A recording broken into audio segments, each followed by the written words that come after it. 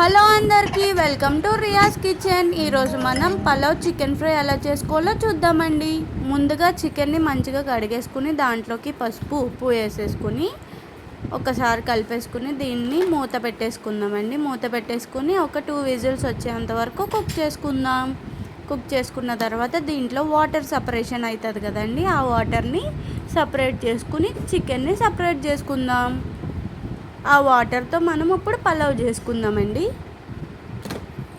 ఆ వాటర్ పక్కకు తీసుకున్న తర్వాత అదే కుక్కర్లోకి కొంచెం ఆయిల్ పోసుకొని ముందుగా మనం కట్ చేసి పెట్టుకున్న ఆనియన్స్ సన్నగా కట్ చేసి పెట్టుకున్నాను. అవి పచ్చిమిర్చి ఇంకా కొంచెం బిర్యానీ స్పైసెస్ వేసుకున్నానండి.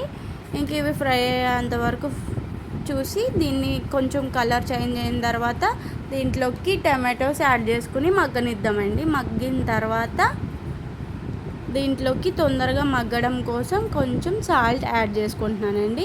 ఇంక అల్లం వెల్లుల్లి పేస్ట్ కూడా యాడ్ చేసుకుంటున్నానండి.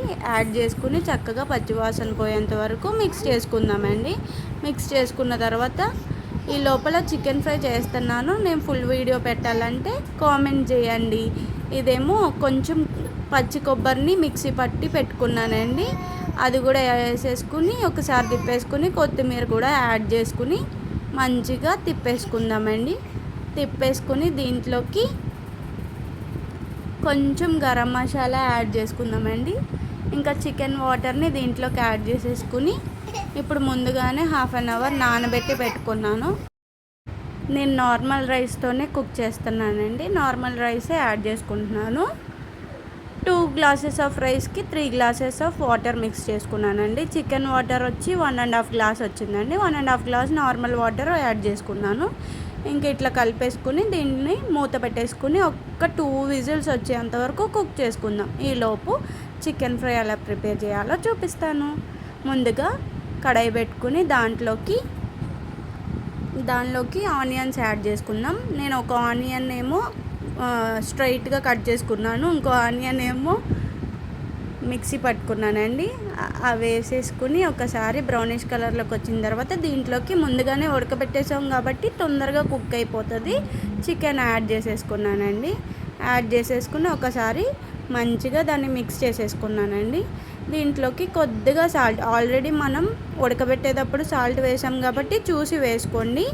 ఇంకా కొద్దిగా అల్లం వెల్లుల్లి పేస్ట్ వేసుకుని ఒకసారి మిక్స్ చేసేసుకుందామండి.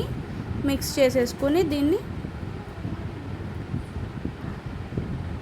స్లోగా తిప్పుకోండి, లేదంటే ముక్క విడిపోతుంది. అందుకని నేను అలా తిప్పుతున్నాను. ఇంకా కొద్దిగా పసుపు యాడ్ చేసుకోండి. యాడ్ చేసుకుని ఒకసారి కలిపేసుకోండి. కలిపేసుకున్న తర్వాత నేను మీకు ముక్క ఎలా ఉందని చూపిస్తున్నాను. మెత్తగా ఉడికిపోయిందండి చక్కగా. దీంట్లోకి ఉప్పు కారం పట్టిస్తే చాలు. కొంచెం కారం వేసేసుకున్నాను.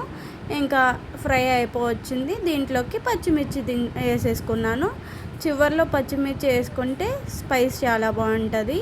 ఇంకా కొద్దిగా ఎండు కొబ్బరి వేసుకున్నానండి. ఎండు కొబ్బరి వేసుకుని దాంట్లోకి కొద్దిగా garam masala, home made garam masala add చేసుకున్నానండి. యాడ్ చేసుకుని ఇంకా ఒకసారి చూడండి ఎంత బాగా వచ్చిందో ఫ్రై. చూస్తుంటేనే నోరు ఊరుతుంది కదా. మీకు ఈ వీడియో నచ్చితే like, comment, share and subscribe చేసేయండి. పక్కనున్న బెల్ ఐకాన్ ప్రెస్ చేయడం మాత్రం మర్చిపోవద్దు. మీ ఫ్రెండ్స్తో కూడా షేర్ చేయండి. Thanks for watching. Bye bye.